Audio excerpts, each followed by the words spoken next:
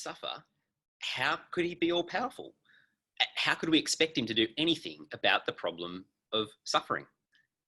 Why believe in a God that suffers? Well, g'day everyone, Lachlan Orr here. Welcome to Bible Shots, where we take time out of our day to consider what it is that the Bible has to say to us.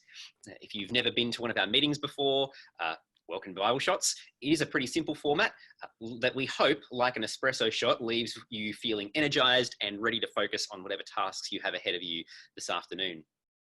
Basically, we read part of the Bible, then we hear a talk on that part of the Bible, and then we'll have some time for Q&A afterwards as well. And if you have questions, you can send them through using the Q&A function on Zoom, or if you're joining us live via Facebook, you can post them into the comments section below, and one of the City Bible Forum staff will send them to me for our Q&A time. Now, not everyone who tunes into Bible Shots is a follower of Jesus. You may have never opened a Bible before, and that's okay. As long as you are happy to consider what the Bible has to say, we're glad to have you joining us, and we're glad to have you engage in Q&A time. And today we are once again joined by Rob Martin, who works for City Bible Forum's Melbourne team. Welcome, Rob.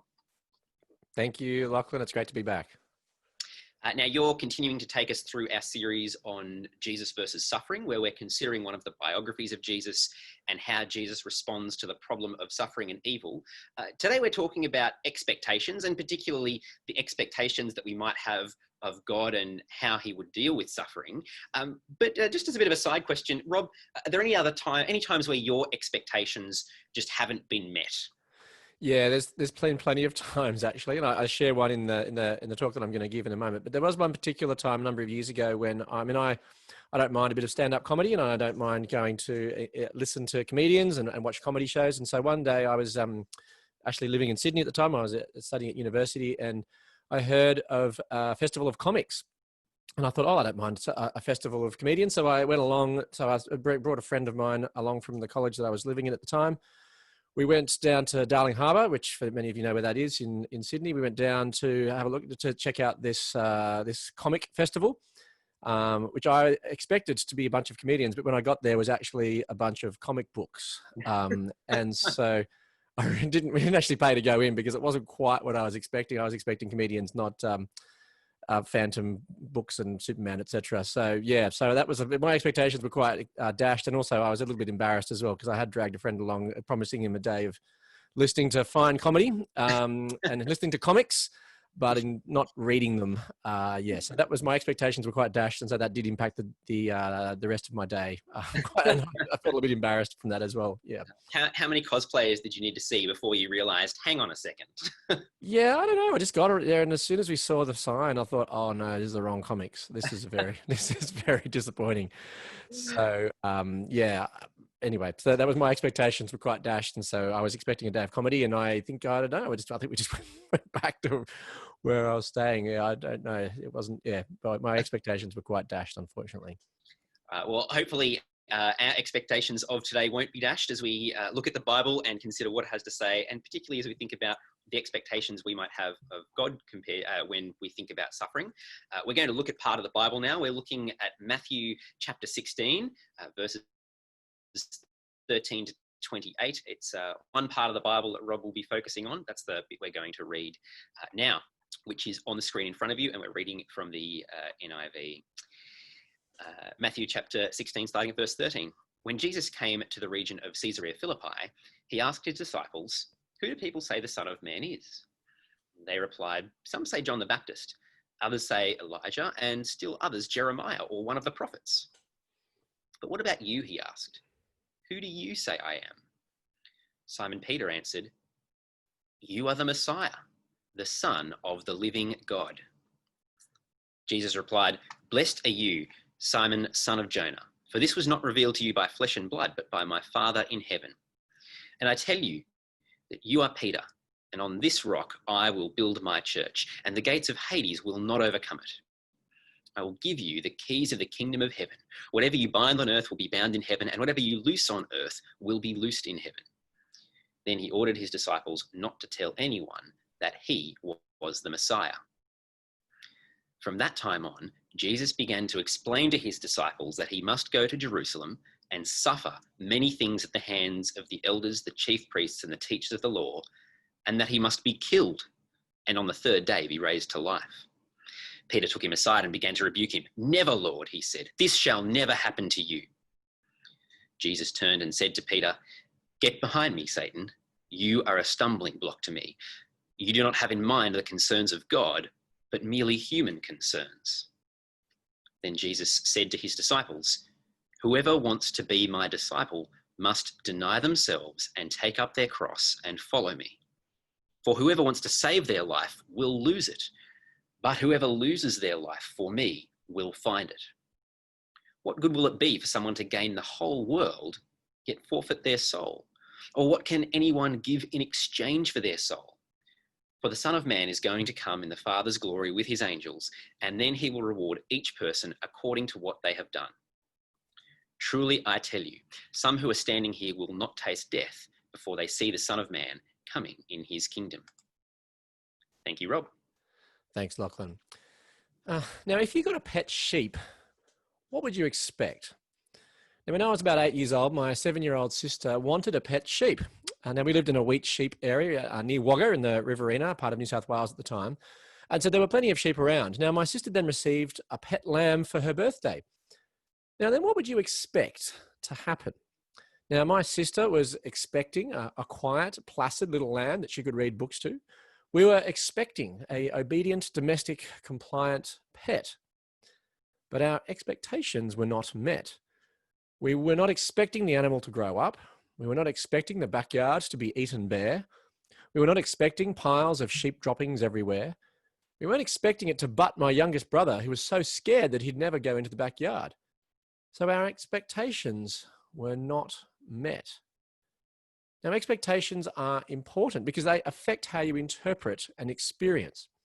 The key to good marketing, apparently, is to manage expectations. If you aim low and hit it, well, people are satisfied. So expectations are important. So then what are your expectations of God, particularly when it comes to suffering? Now, some thinkers maintain that God cannot and does not suffer. Now, this is a theme in Islam. Now, the Islamic version of God asserts that God certainly cannot suffer or die. Now, they have a point because suffering implies weakness, doesn't it? Fallibility. It implies that God is not all-powerful. And surely weakness is not a virtue of God. And moreover, Muslims looked to Jesus and recognized him as an anointed, powerful, inspired prophet of God. So how could God let his anointed suffer?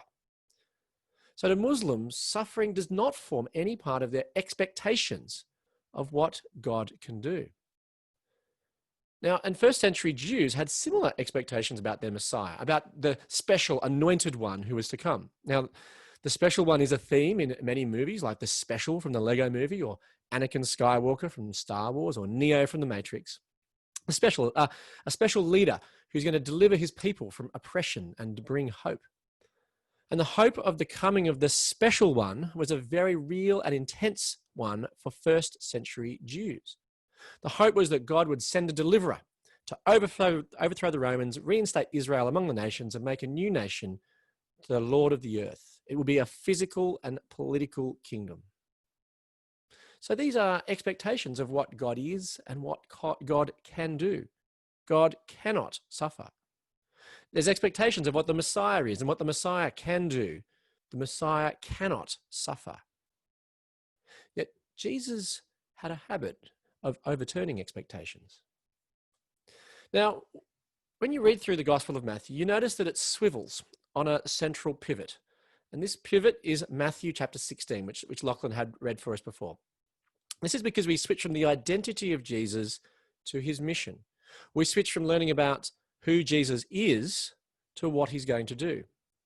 Now, and the switch becomes quite pronounced if you go through Matthew just looking at the references to suffering. Now, up to chapter 16 of Matthew, most of the references to suffering is about suffering in the world. So suffering due to the actions of sinful people, agents of evil, which we looked at last week, or suffering due to natural evil, disease, sickness, and so on. And in the first half of Matthew, we see Jesus alleviating this suffering because these actions point towards his identity as the Messiah. Now, this is because there were predictions in the Old Testament that when the Messiah came, this special one, he would do things like open the eyes of the blind and unstop the ears of the deaf. It was the job of the Messiah to alleviate suffering. So then when people see Jesus doing these types of healings and then they start drawing the connection. They see Jesus healing the lame, the blind, and the mute, and they think, hey, he is the great Messiah who was promised. He is the special one. And this was entirely within the expectations of the Jews. See, Jesus had done everything consistent with being the Messiah. But now we need confirmation, and clarity on Jesus' identity reaches a climax in this chapter when Jesus asked the big question in chapter 16, verse 13, who do the people say the Son of Man is?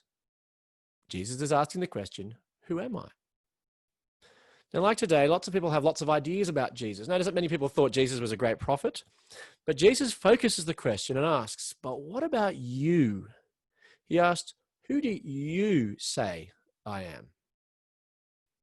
And Peter answers, you are the Christ, the Son of the living God. That's it. Boom, correct. The Christ is the Greek word for Messiah. It's the same thing. So Peter is saying that Jesus is the one who is to come. He is the special one, the chosen one, the special. And does Jesus disagree? Well, no. Look in verse 16. No, he affirms Peter's observation. He has been made known to Peter who he really is. Peter answers correctly. Jesus affirms Peter and affirms his role of primacy and importance in the early church. Now, everything's going well until the big switch occurs, the big pivot occurs in verse 21. What happens there? What it says, from that time on, Jesus began to explain to his disciples that he must go to Jerusalem and suffer many things at the hands of the elders, chief priests, and teachers of the law, and that he must be killed and on the third day be raised to life. Now, hang on here. That's not what we expected. Jesus, the Messiah, the one who suffers. First century Jews would have expected him to say, yes, I'm the Messiah, so let's find some weapons, let's get ready to rumble and kick some Roman backside. But no, Jesus says he will suffer and be killed. So rather than causing suffering as the Messiah and conquering the world, contrary to Jewish expectations, the Messiah will instead suffer. He will suffer and be killed. Hence, Peter's reaction is understandable. Look in verse 22. Peter takes Jesus aside and begins to rebuke him. He says, never, Lord, he says, this shall never happen to you. Now, you can understand Peter here. Jesus has demonstrated himself as power. He can certainly heal the sick and raise dead people. And surely he couldn't suffer, though. He was the Messiah, and the Messiah cannot suffer. That's not the plan. That's not what we expected. Yet Jesus had a habit of overturning expectations. He overturns these expectations by turning to Peter and saying in no uncertain terms that Peter's wrong. Get behind me, Satan. Now, I'm not sure if you've ever heard someone say that at a work meeting where someone disagrees with the boss, but Jesus is pointing out that the expectations Peter had about Jesus' mission and the Messiah were wrong. In fact, they were of the devil. Jesus wasn't about political power and military conquest. His kingdom was radically different. And Jesus continues to contradict the expectations of life with him. The disciples, as Peter exemplifies, seems to like they were imagining life of Jesus the Messiah as a life of military power, conquest, and glory. Yet Jesus then outlines what it means to follow him in the following verses. In verse 24, Jesus says, if anyone would come after me, he must deny himself, take up his cross, and follow me. Now, following Jesus is not about military glory, but sacrifice and taking up the cross. Now, the cross has become so familiar to us that perhaps we fail to appreciate what Jesus is really saying here. Death on the cross was an ultimate in humiliation. Crucifixion was the most shameful and most brutal punishment in the ancient world. It was even worse than being decapitated or being burned alive. The Roman philosopher Seneca said that any other form of death was preferable to crucifixion. And Jesus is now calling his followers to take up their cross and follow him. Take up the most shameful symbol reserved for criminals and follow him.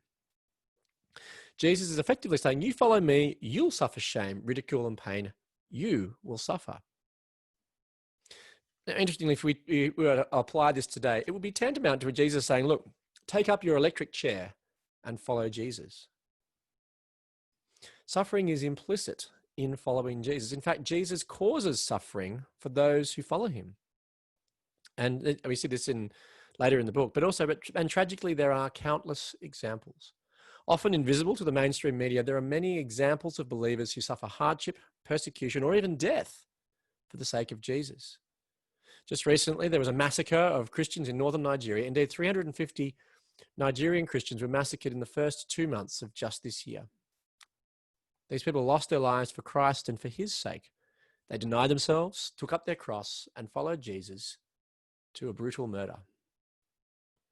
In a very real sense, the Christian life is one of self-denial, a form of suffering.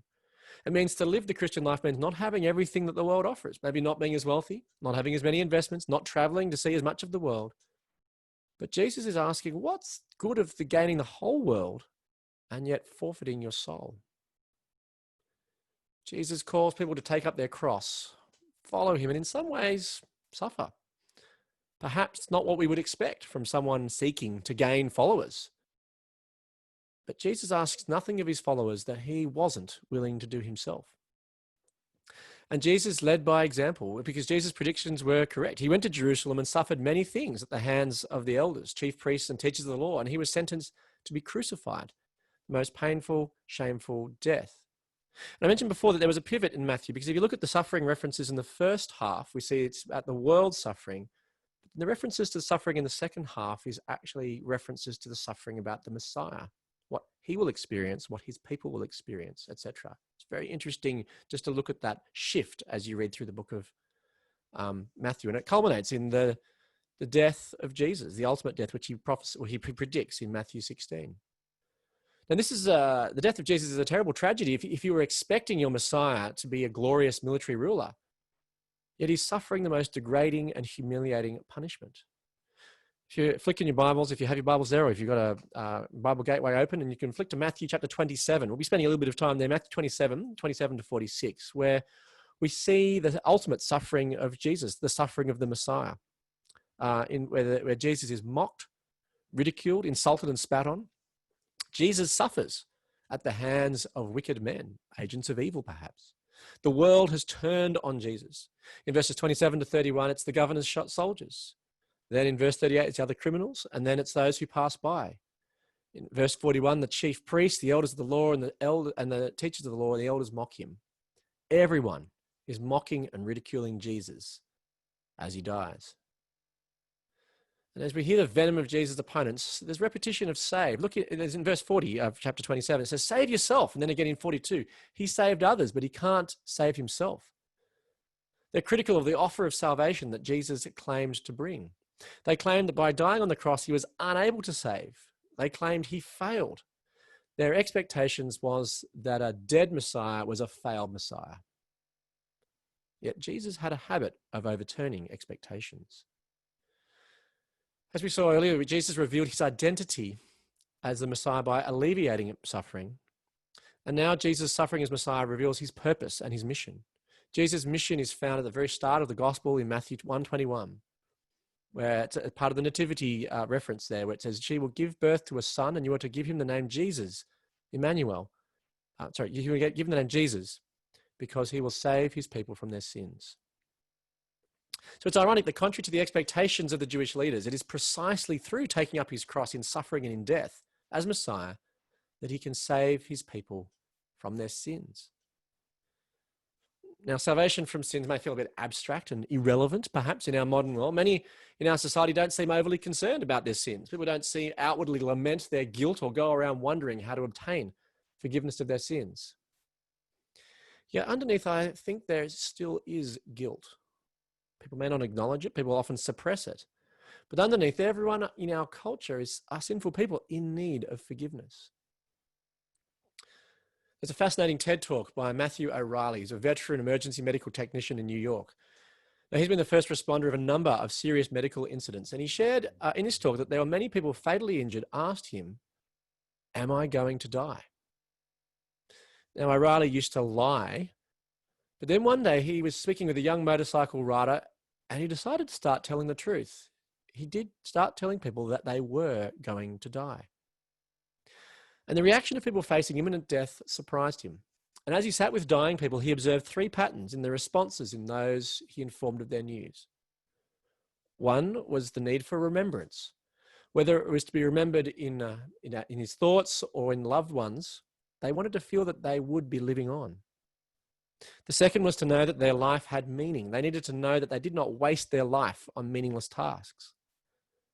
But the other pattern he observed shocked him the most. Now, I don't believe Matthew O'Reilly was a religious person at all, but he observed that regardless of religious belief or cultural background, he observed a need for forgiveness.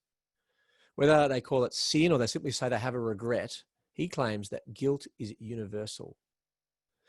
He once cared for an elderly gentleman who was having a massive heart attack, and as he prepared himself and his equipment for this imminent cardiac arrest, he began to tell the patient of his imminent demise. He already knew by the tone of his voice and the body language, and as he placed the defibrillator pads on his chest, prepping for what was going to happen, the gentleman looked Matthew O'Reilly in the eye and said, "I wish I had spent more time with my children and grandchildren instead of being selfish with my time."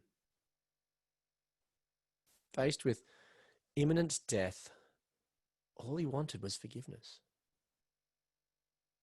People are guilty and want forgiveness, yet the only way they will find it is not in the kind hands and the kind words of a paramedic who witnesses their last breath, but instead by the kind heart of the Messiah, the one who took the pain and shame of our guilt on the cross, the one who cried out those pained words, my God, why have you forsaken me?"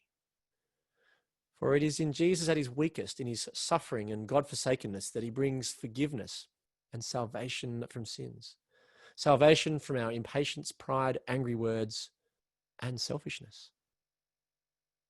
When Jesus cried out, my God, why have you forsaken me?" Jesus suffered his most acute pain, separation from the Father, the Trinity rendered. He was forsaken as the sin and iniquity of the world was placed on his shoulders, and he died. To many atheists and Muslims, suffering is inconsistent with their belief in God. Suffering means God can't exist or that God isn't God. Yet Jesus had a habit of overturning expectations. Suffering is not inconsistent with Christianity or the Christian God. In fact, suffering forms the very heart of it. Suffering is at the heart of the mission of God and the mission of the Messiah. Suffering to empathize with us in our suffering. Suffering to die the death we deserve, to take our place. The suffering of God makes God real to us and makes our relationship with him real.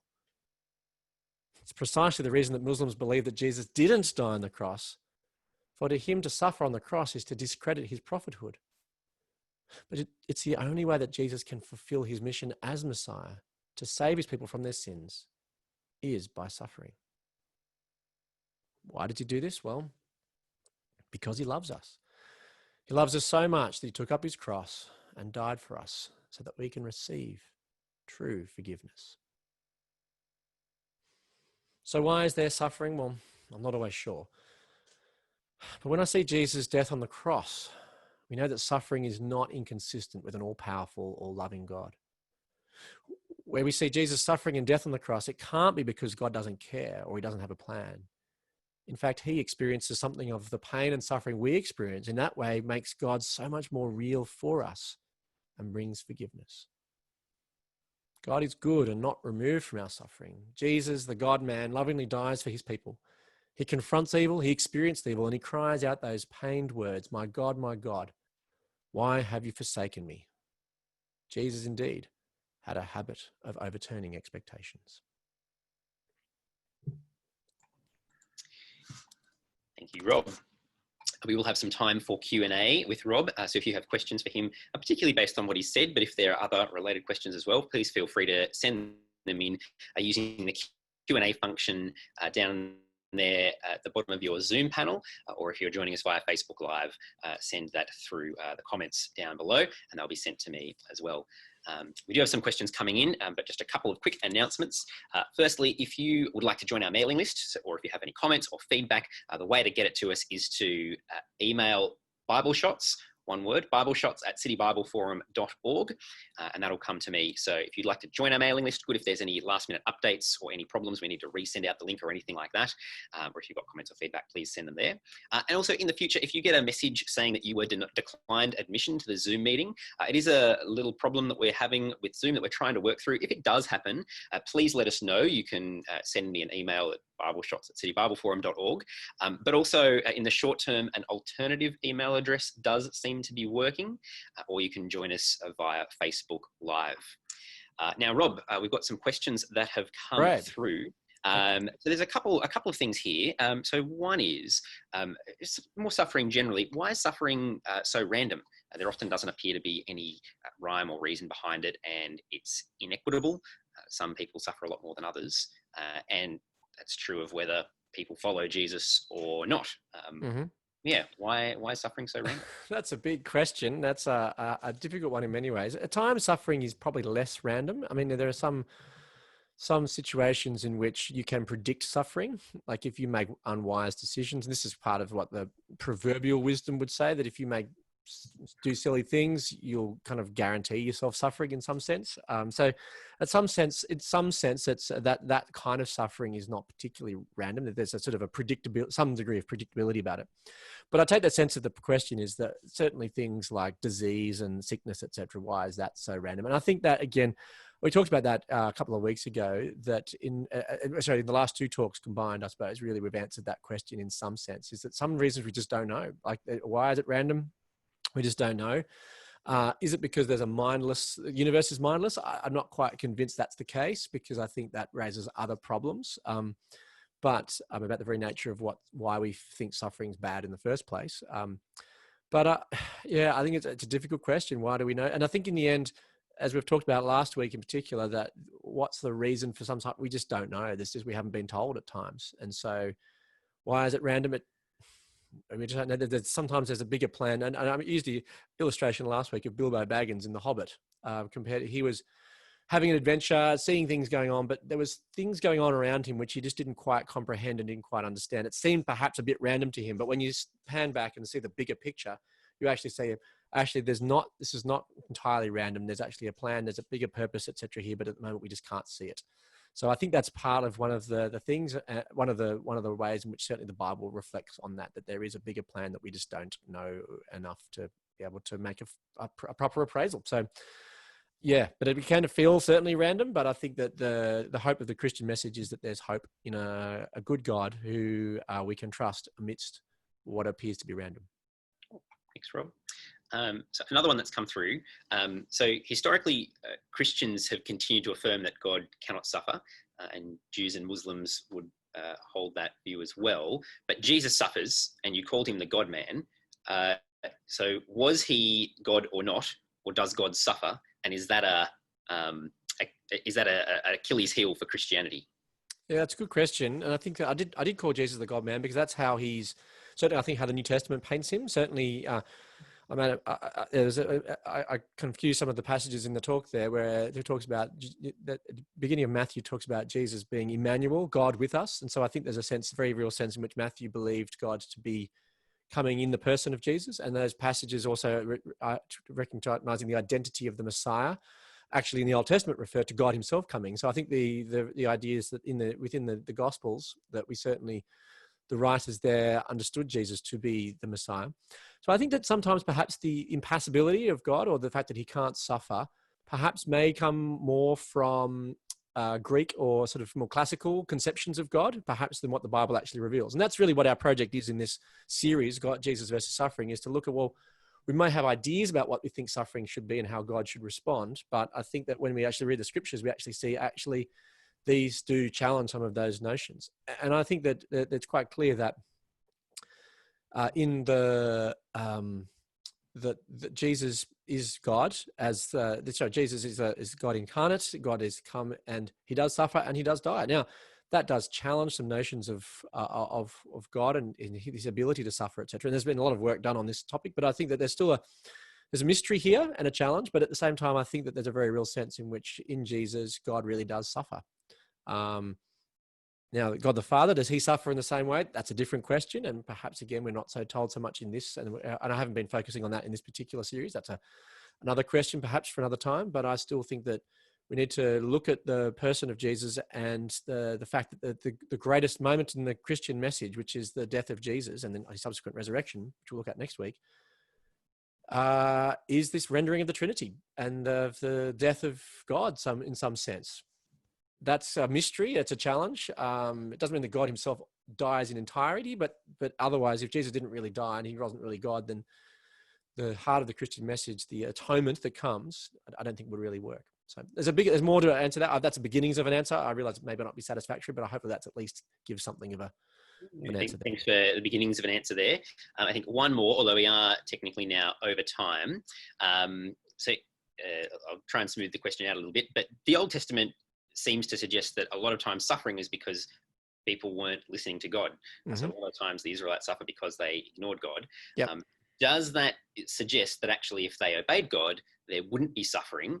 And so suffering was not necessary in the Old Testament?